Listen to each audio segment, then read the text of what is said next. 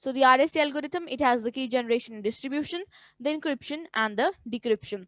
Now what happens using the public key? This is our key generating algorithm.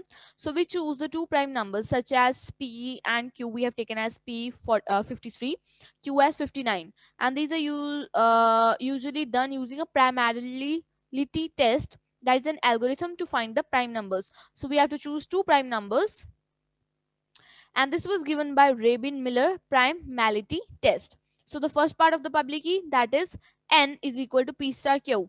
Over here it gives 3127, and we also need to get a small exponent, that is e. So e must be an integer. It should not be a factor of this n. Like here in this example we have 3127, and its value should lie between 1 and this epsilon of n, and e should be a coprime to this epsilon of n. And what is this? That means the GDC, that is greatest common divisor between this epsilon of n and the value of e, should be 1. And obviously e should not be equal to 3. The public made key, that is made of this value n and using this value e, wherein there are so many restrictions on the value of e. So we calculate this phi of n. This is referred to as the Carmichael's Taussian function, and this is referred to as p minus 1 into q minus 1. So taking p's value as 53 and q's value as 59. So 53 minus 1, 52 into 58, that gives me 3016. Another I have to calculate d, that is d star e is equal to 1 mod this Carmichael's Taussian function. That means that e star d mod of 5n is equal to 1, and then I get the value of d, that is equal to k star phi of n plus 1 divided by e, and this will give me for some kind of integer k. And I have to discard all the fractional values. I have to just keep the value in which I just get the numerator. So for the k value of 2, I got the value that was 2011. And similarly the private key, that is n comma d. Now why do we need a encryption? Why do we need this kind of encryption is that because you say that you have to tell your friend a secret, and if you're right next to them you can just whisper into his or her ear.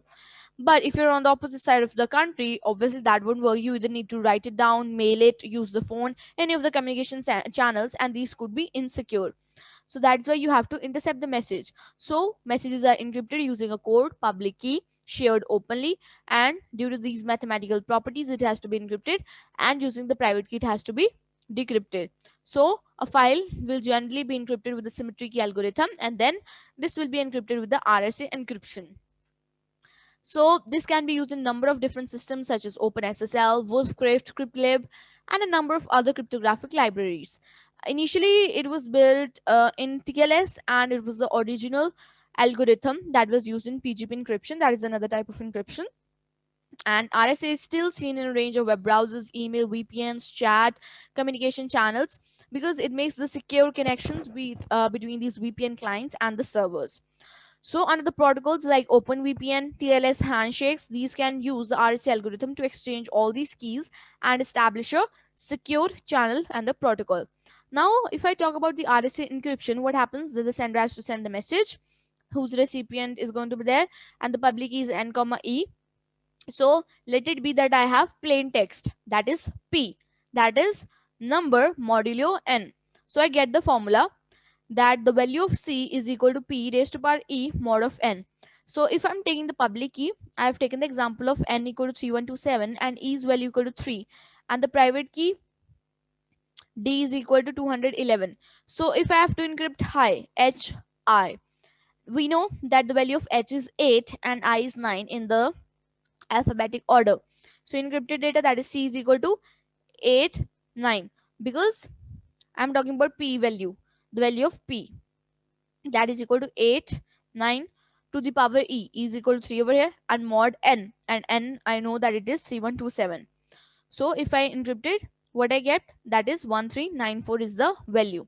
Then we have the trapdoor functions, that is easy to compute in one direction, but it is hard to difficult it in the reverse direction, in the opposite direction, without some kind of special information, that is called trapdoor. So example is that 6895601 is the product of two prime numbers, and this is an example of a trapdoor that it has to be used, because if there is an x, then y has to be the function of x So in one direction it is quite easy to compute, but if it goes in the reverse direction it is quite hard. And RSA uses much larger numbers because of this property, and the size of the primes that we take these varies a lot. But in 2048-bit RSA they would come together to make the keys that are 617 digits long. Then if I talk about the decryption, I need to get back that plain text, so that is equal to c the power d mod of n. So C, that is again my ciphertext, then raises the power to the D. So C, for that value I got just 1394 in the previous example. So after decrypting it, the value is again 8, 9. 8 goes for H, 9 goes for I, and I get the value as high. HI, high. So this is just a simple flowchart for this algorithm. The true random number that goes to the 16-bit prime number generator for the values of P and Q, the key generator, as I told you, E and D. Then there's a public key distribution. If I use the value of E n, it goes to encryption. DK, if it goes to decryption. After encryption, the ciphertext goes for decryption. The keys are totally destructed, and this algorithm is repeated again and again for all the values. Now, what are the advantages? That RSA is quite safe, secure, large factorization is there that makes it quite hard to crack, and easily shareable public key. But the private key has a lot of security. And disadvantages is very, very slow because encryption takes a lot of time. Then it requires the third party to verify the readability of these public keys. And data transfer requires third party members at times. And here are some of the things that padding takes place. Padding means the randomized data, some random data that is added to your data in order to hide out the original formatting clues that could lead to this encrypted messages, and that could actually break your information. Then we have the signing messages.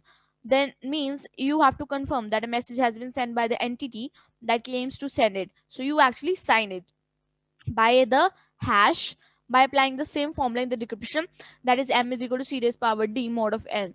And once this has been signed, they could use it as a digital signature and send it. And the larger the number of bits are, the more difficult it is going to crack through the attacks, such as the brute forcing is there, the factoring is there. And the largest key size that has been factored until now is 768 bits long. And this was done by a team of academics over a 2 period time, and that also using hundreds of machines. And this was the time that they could do.